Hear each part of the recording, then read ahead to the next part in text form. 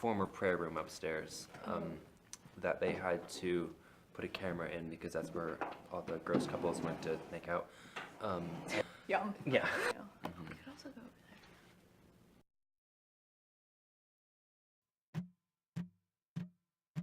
there. Hello! Welcome back, fam. This is me again, and this is Stu. Hi. I invited him to come do a little video with me today, and so we're going to be talking about friendship and relationships and just like some things that he has learned and that I've learned throughout years here at college. Well, year Months, and yeah. months, not even a year. Yeah. Close, we're almost there. Because college is interesting. Yes, it is. It's a whole different ballgame. Okay. Share your story.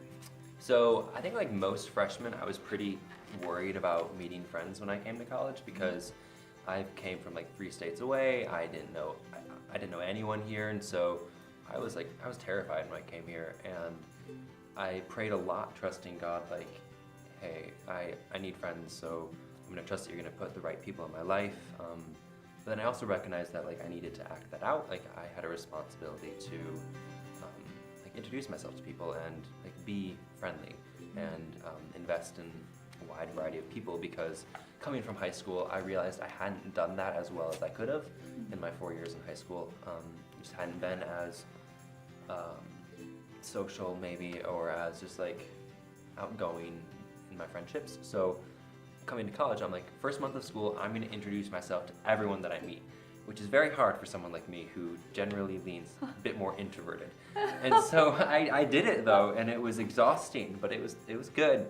And now I know a lot of people. Yeah, and I'm like, oh, I met you at a carnival, but what's your name? I met you at a carnival. Yeah.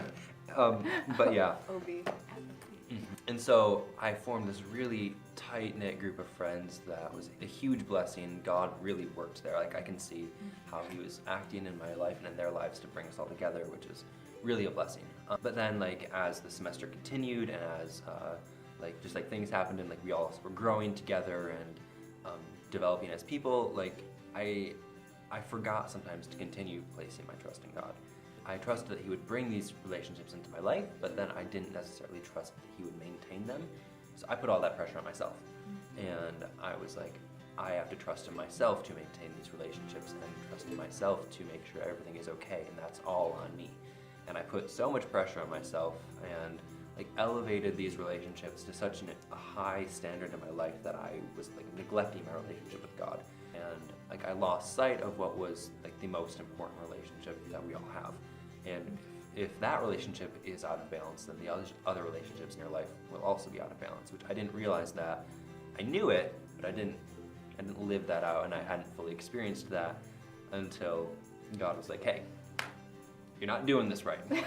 And so as the second semester has started, I've been like choosing to invest in fewer people who invest as much in me, and having a godly mindset of these friendships that I have to trust him and in all of my relationships and not put so much pressure on myself, because it's not my responsibility, and I shouldn't place my faith in myself but in God.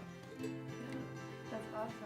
I've experienced similar things of like stretching yourself way too thin, because like here at this campus, like, and like I'm sure you know, like there's so many quality people. Everyone's amazing. Like there's a few, but basically everyone is like so interesting and unique and driven and passionate and talented in different areas of life. So you're like, who am I going to surround myself with? Like, who do I want to be my people? And like coming into this new year, I really wanted to invest in a lot of people, and like being on an orientation board, I think that like kind of kick-started it.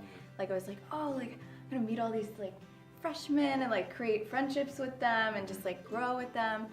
And also like people on OB. Like, I met one of my like best friends now, Sarah, and so like forming new relationships. And then I was like, okay, I'm gonna get a meal with a different person like every meal throughout the week.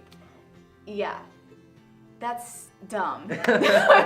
Some people are capable, but like I don't think we really are, like, that's not how it's supposed to be. Like, we can't invest in everyone. We can't.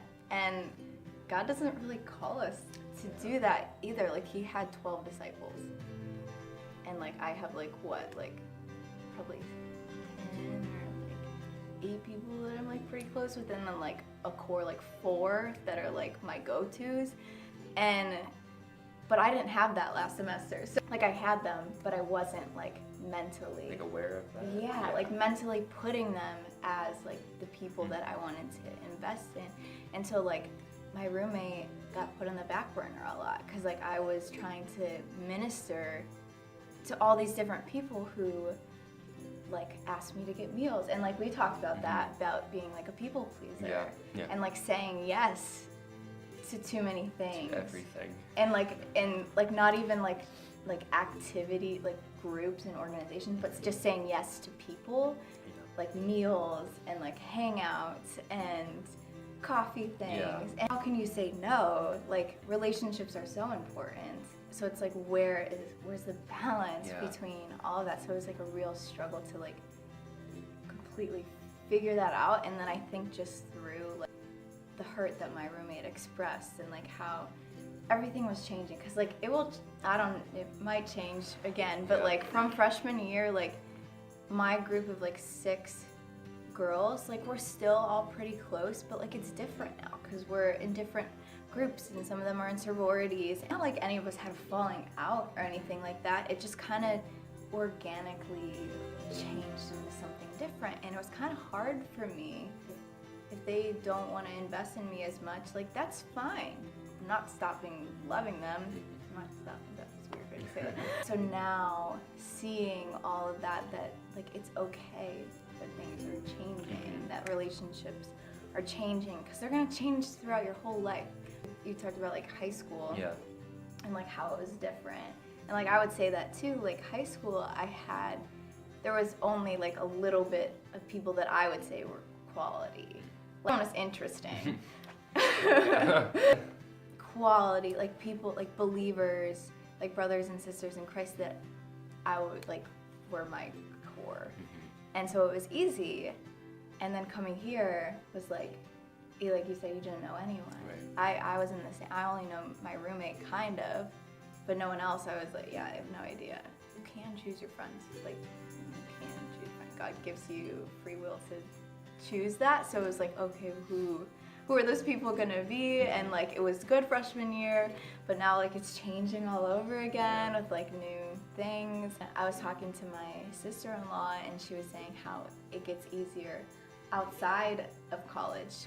Some people are getting married, people are getting careers, like, living on their own. You're always seeing the same people, and it's smaller groups of people, like, who people you work with, if you go to church. And, like, if you're married, like, oh, like, my husband or my wife, or, like, my kids, you know, like, that kind of thing. And, like, it becomes very clear, like, especially if you're married, like, who is your best friend, your spouse, obviously. Life is weird, like, constantly changing. But yeah, just, like, talking about, like, being a people pleaser, like, I would say that just stems from, like, what you were saying, like, a lack of trust in God, like, because we aren't called to live for people, we're called to live for God. Because we already have full acceptance in God, and we're justified by Him, and we're made righteous by God. And that's where that acceptance comes in, and we're fully loved by Him, and we don't actually need anyone else, but, like, we do at the same time. Yeah, you need those relationships to supplement your relationship with Christ, but my issue was that I then tried to almost replace, unintentionally, but, like, replacing my godly relationship with these human relationships, because we're all sinful, none of us are perfect by any means.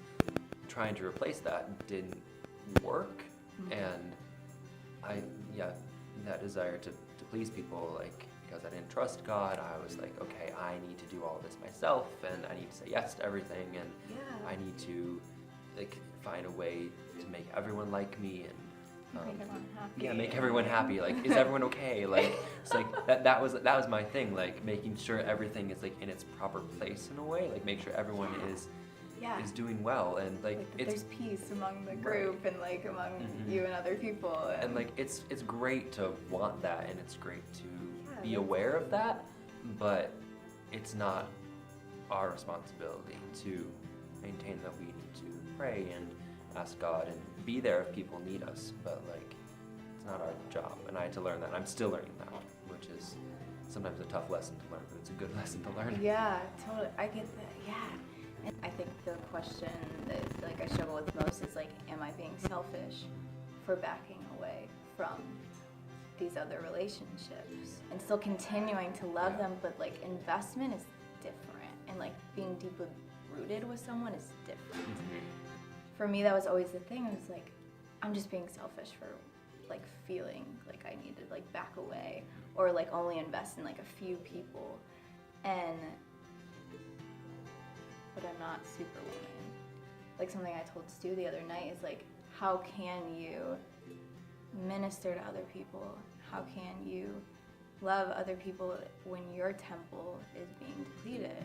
Because you are just stretching yourself way too thin, and you're becoming tired, and you're carrying all these burdens, which is good. Like, come alongside people, do that. That is good.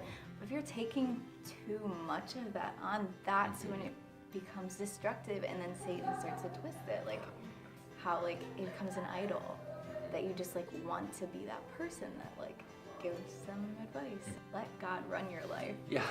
Not you. Life motto, let God run your life. Because you will probably mess it up. Yes. But also you're not big enough to ruin your life. I guess just like advice for people. Yeah. Don't worry. God will put the right people in your life. That is something I am always learning. Especially when you go to college, because everyone's in the same boat as you are, which is something I had to learn. Invest in people who invest back in you. Like, I think that's what you were saying earlier. Yes.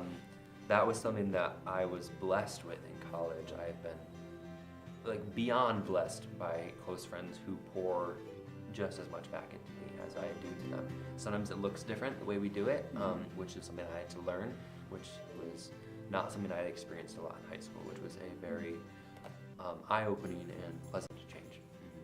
Yeah, I agree 100%. Also, something that I did like last semester, towards the end of the semester, was I started making lists of like literally putting people into categories, which sounds so bad, but like it helped me. I'm a visual person, so like it helped me see like, oh, okay, like these people in my life are my best friends.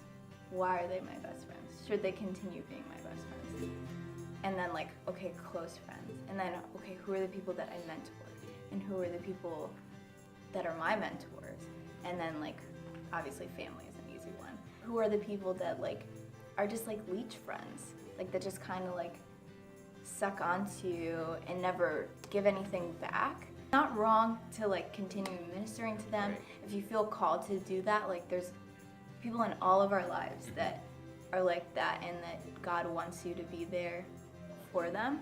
I did that, and like I actually did that probably about 5 times. Now I'm like aware of like, these are the people that I want. These are the people that invest back in me. These are the people that challenge me, that call me out on things. These are the people that know me, that openly love me and express and want to hang out with me and be my friend as well. Like those are my close friends. I guess that's like advice. Don't be aware of your people pleasingness. Please God above men. Yeah.